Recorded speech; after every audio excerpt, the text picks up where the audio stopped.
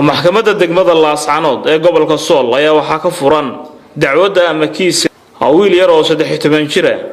kaasoo ay isku haystaan saddex qoys waxaana gacanta ku haya xogayaha dawladda oo degmada Laascaanood oo la nool yahay dacwadan ayaana loogu garqaadaya qoysaska wada sheeganaya wiilkaasi oo magaciisa lagu soo koobay Farxaan lagu anaanaso Xidig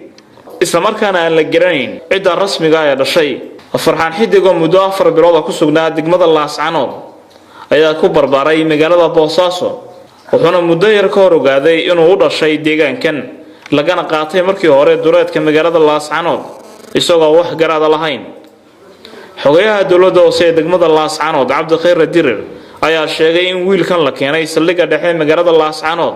taasoo ka faalo qaatay noloshiisa inta la heliyay qoyskii dhalay iyo waalidkiisa wuxuuna xusay mas'uuliyad ka saaran tahay baadi goobka sidii loo heli lahaa qoyskii dhalay ilmahaasi maxkamadda degmada Laascaanood ayaa wali go'aan ka soo saarin dacwadda wiilka yar ay isku haystaan saddexda qoys waxaana la filayaa in waqti dhow ay ka soo saaraan go'aan cad oo markaasi qoyska dhalay wiilkaasi lagu xukumo Cabdiraxmaan Cali Ducaale Home Cable TV Laascaanood